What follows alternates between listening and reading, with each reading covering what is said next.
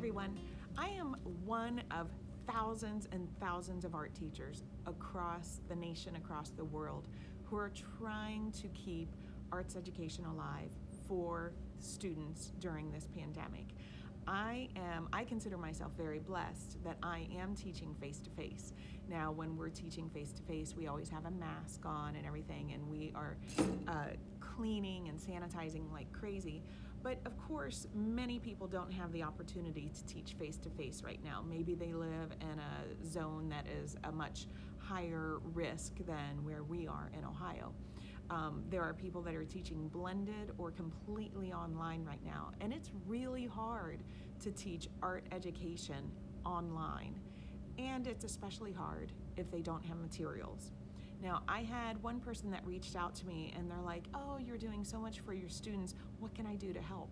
Well, I thought I should make a video to let you know what you can do to help art teachers in your area. The first thing that I would do is I would encourage you, if you are thinking, what can you do to help art education right now in the midst of this pandemic, is contact one of your local art teachers. See what they might need from you. Could they use a donation of supplies?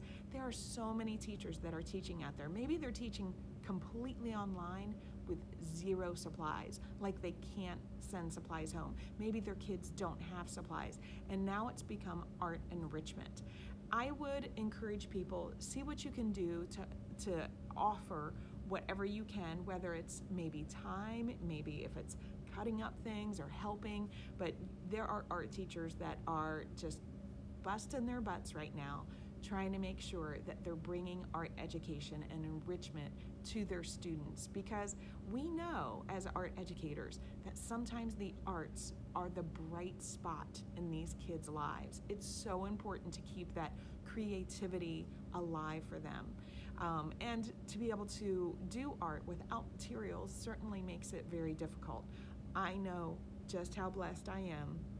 I teach in a district where I am face-to-face, but I do have a plan if we do go remote that I can send kits home for the kids. Some teachers don't have that ability. So I wanted to give you some suggestions of things that perhaps some art teachers could use, things that you could help.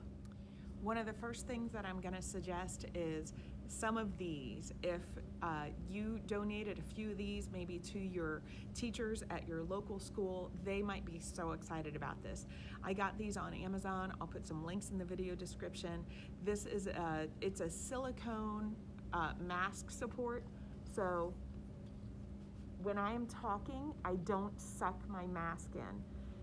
I have found it much harder to talk. Let me take this off. I found it much harder to talk to my students when I'm wearing a mask, and I have to breathe more deeply. So as I would breathe in, I would like suck my mask into my mouth, which made it even harder. So this silicone support has made it just loads easier. So if you want to donate some of these to your local school, I think you would have a lot of teachers, if they're teaching face-to-face, they would really appreciate it. Another thing that someone might appreciate is I bought one of these. This is a voice amplifier.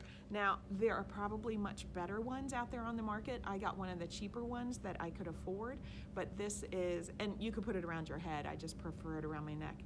So it's got a little amplifier that I just carry on my belt or hook on my apron, and as I talk, my kids can hear me a little bit better because it is amazingly muffled with a mask on, and they can't see my mouth anymore. It's, communication, as we all know, is way harder with a mask.